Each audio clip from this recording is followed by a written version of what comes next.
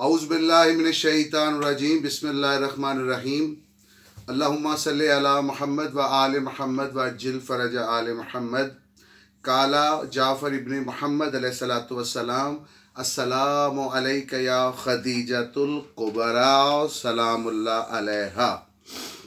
سبت سن عاشور آج پاک بی بی جناب خدیجۃ الکبریٰ سلام اللہ علیہا کے یوم شہادت کے حوالے سے مجھے گفتگو کرنی تھی، لیکن 10 رمضان کو طبیعت علیل تھی، کچھ تاخیر سے حاضر ہوا ہوں۔ بہرحال میرے مولا آپ کا سننا اور میرا ذکر کرنا ہمارے لیے شفا کا باعث بنے۔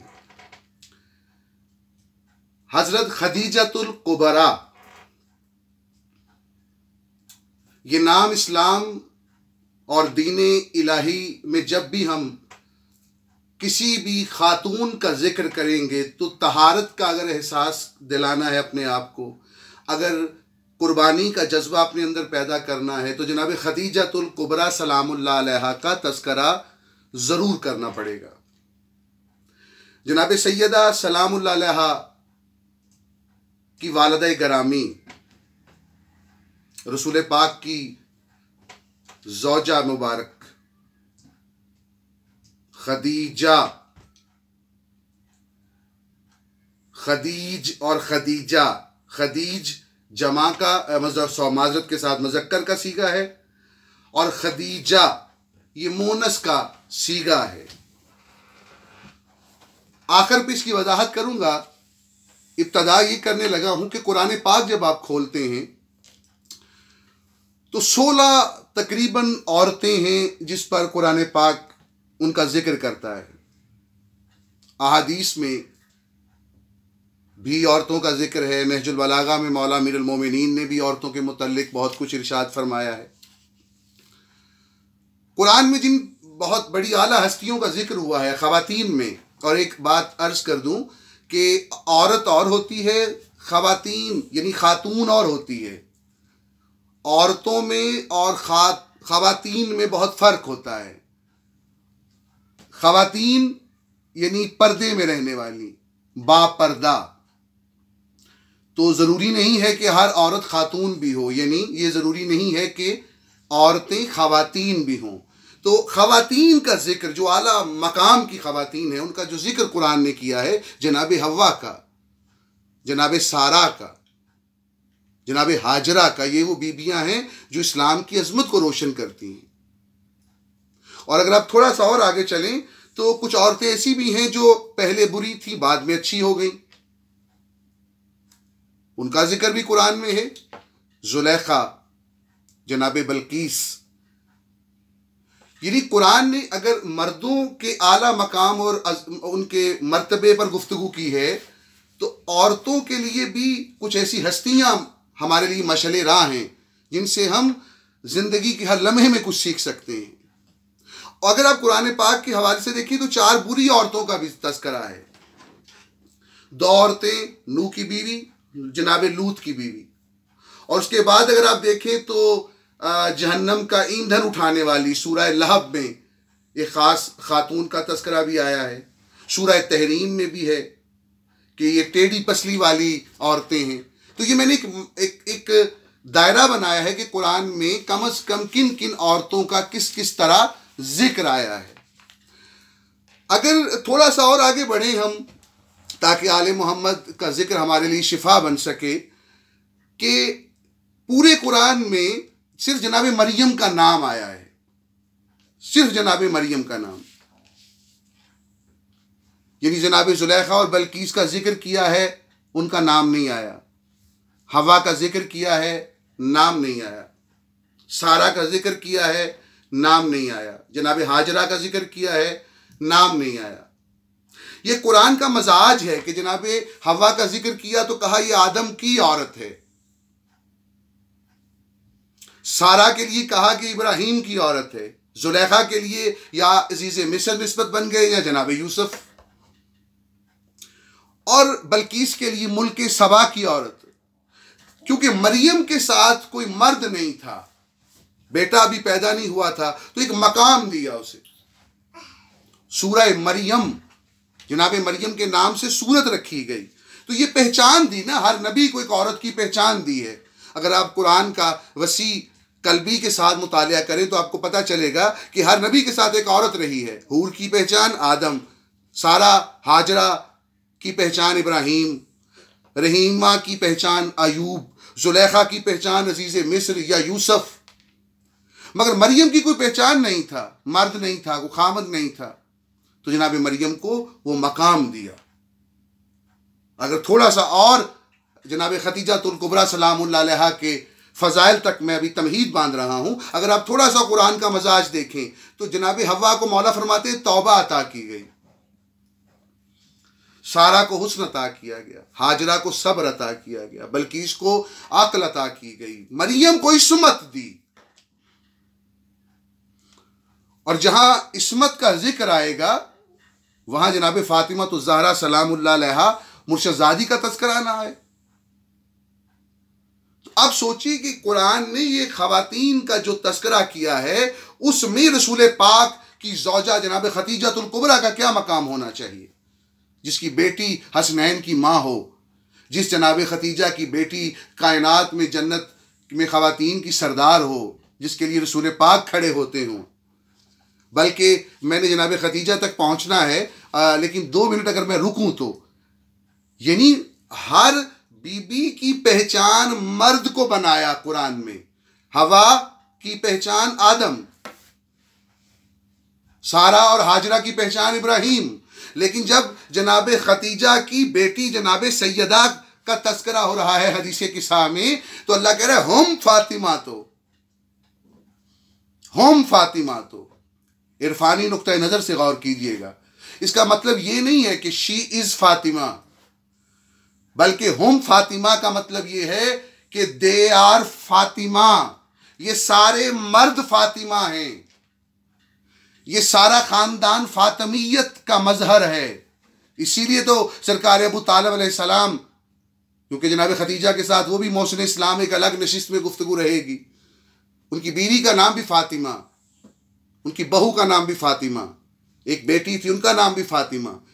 تو جو فاطمیت کے حصار میں رہے اسے تو ابو طالب کہتے ہیں. میں جناب خدیجہ تک پہنچنا چاہ رہا ہوں. تو ہر مرد سے نسبت ہوئی، جناب سیدہ سے سب کا تذکرہ کرایا گیا، ہم فاطمہ تو و ابوہا و بالوہا و بنوہا. تو جس گود میں جناب سیدہ نے آنا تھا اس کا ایک معیار تھا. قرآن نے اس کے فعل کو اپنا فعل کہا کہ اے محمد تو تنگ دست تھا، خدیجہ کی دولت سے تمہیں غنی کر دیا. اور لفظ خدیجہ نہیں ہے، خدیجہ ہے. میں اپنے دیکھنے سننے والوں کو اگر عرض کر سکوں، خدیجہ یعنی جو 6 ماہ کے بعد دنیا میں آئے. حسین مولا سے نسبت ہے نا جناب یحییٰ کی. جناب پاک بی بی ظاہری طور پر 6 ماہ گزرے تھے تو دنیا میں آئی ہیں. مونس اگر ایسا اس عمل سے گزرے تو اسے خدیجہ کہتے ہیں، اگر مذکر ہوتا تو اسے خدیج کہتے ہیں. تو جناب خدیجہ کی اگر ہم گفتگو کریں گے تو جناب خدیجہ کی مال و دولت کا تذکرہ ایک الگ نشست رکھتا ہے، ان کی طہارت کا تذکرہ ایک الگ نشست رکھتا ہے. پورے عرب میں ملیکۃ العرب تو کہا جاتا تھا، ساتھ کہا جاتا تھا طاہرہ. جسے طاہرہ کہلانے کا حق ہو اس کی 4 شادیاں نہیں ہوتی، وہ بیوہ بن کے نہیں آتی رسول پاک کے پاس. طاہرہ کا ایک مزاج ہے کیونکہ جناب سیدہ نے گود میں آنا ہے. تو میں اگر جناب خدیجہ سلام اللہ علیہا کے حوالے سے کئی موضوعات پر آپ روز سنتے ہیں، لیکن آج جو میں خاص عرض کرنا چاہ رہا ہوں کہ جناب خدیجہ کی دولت بہت زیادہ تھی. اس دولت کا کوئی معیار تو ہو کہ اس دولت کا معیار کیا ہے، اس دولت کے معیار کو ہم کس مقام پہ لے کے جائیں گے، وہ دولت کیسی ہونی چاہیے، اس دولت کا معیار کیا ہے، کتنی دولت تھی. جیسے میں نے عرض کیا تھا کسی مجلس میں کہ الفاطمہ تو بضعۃ منی، اس کا معنی ٹکڑا نہیں ہے، اس کا مطلب ٹکڑا نہیں ہے، نہ جگر کا نہ دل کا. سورہ یوسف میں کلیاتی گفتگو کے لیے وقت ہوتا ہے، سورہ یوسف کھولیے گا، بضعۃ بضعتی بضعتا، یہ عربی مبادیات میں اس کا حصہ ہے عطائی. یعنی 9 اکائیاں ہوتی ہیں. ترجمہ یہ بنے گا کہ 9 اکائیاں ہیں نبوت کے منصب کی، اس میں 7 کی مالکہ جناب سیدہ ہیں. تو اسی لیے ہم قرآن سے بھی وہ کلیہ ڈھونڈتے ہیں کہ جناب خدیجہ کی دولت کا کیا مقام تھا. وہ دولت کا اصل میں کوئی کرائٹیریا ایسا ہو، کوئی مقام ایسا ہو جس سے ہمیں سمجھ آئے کہ جناب خدیجہ سلام اللہ علیہا کی دولت کا یہ معیار تھا. اور کون نہیں جانتا کہ عرب میں بڑے بڑے ماشاءاللہ بہت بڑے بڑے کیا چھوٹے چھوٹے کیا سبھی پاک بی بی کے مقروض تھے. کیونکہ میں نے خاص ایک دولت پہ اشارہ دینا ہے، صرف شفا کے لیے آج حاضر ہوا ہوں جناب خدیجہ سلام اللہ علیہا کے ذکر کے لیے. ہر 3 گھنٹے بعد 70 اونٹ، کچھ روایتیں ہیں کہ کم از کم 700 بھی اونٹ کی روایت ہے کہ وہ پاک بی بی کے تجارت کے لیے خزانہ جاتا تھا. اور وہ جو خزانہ جاتا تھا اس کو کس مقام سے، کچھ جیسے محاورے ہو جاتے ہیں نا عرب میں، تو کہا جاتا تھا کس کا قافلہ ہے، کہا جاتا مالک اسبتو، مالک اسبتو. یہ جو اسبتو کی مالک ہے نا، یہ اس کا قافلہ ہے، یہ مالک اسبتو کا قافلہ ہے. پہلے تو مورخ نے اتنی بے ایمانی کی کہ کہیں کہتے ہیں سرکار ابو طالب غریب تھے، کہیں کہتے ہیں رسول پاک غریب تھے، کہیں کہتے ہیں کہ یہ خاندان غریب تھا. ثقلین کے وارث ہو کر یہ خاندان کیسے غریب ہو سکتا ہے؟ میں اگر حوالہ دے سکوں کہ وہ جو رسول پاک کے وصی برحق مولا امیر المومنین نے انگوٹھی زکوٰۃ میں دی تھی، وہ یاقوت نگینہ تھا اور چاندی کی انگوٹھی تھی. مثال کے لیے جناب خدیجہ کے مال کو ڈیفائن کرنے کے لیے مثال دوں میں آپ کو. وہ انگوٹھی جو زکوٰۃ میں دی میرے مولا امیر المومنین نے، آقا دربندی امام جعفر صادق علیہ السلام کے حوالے سے روایت کرتے ہیں کہ اس کی جو قیمت تھی اس انگوٹھی کی، وہ شام کے خراج کے برابر تھی. جو مولا امیر المومنین نے انگوٹھی دی تھی، شام کا خراج. اور شام کا خراج جو ہے اس کو اگر آپ کتابوں میں ڈھونڈیں تو 1000 اونٹ ہیں، 600 کم از کم چاندی کے اور 400 سونے کے. اتنی قیمت کے برابر تھی وہ انگوٹھی جو علی نے زکوٰۃ میں دی. رندانہ ایک جملہ کہوں، جو اچھا وہ انگوٹھی کیا ان سی تھی؟ وہی کہا کرتے ہیں نا روایات کتابوں میں، یہی پڑھا ہے سلیمان نبی کی انگوٹھی تھی، بذریعہ اعجاز نبوت رسول پاک تک آئی. اس انگوٹھی کی وجہ سے وہ نبی تسخیر کائنات کرتے تھے اور تمام عالم جنس کی اور پرندوں کی اور تمام تر جانوروں کی اجناس کی بولیاں سمجھتے تھے اس انگوٹھی کی وجہ سے.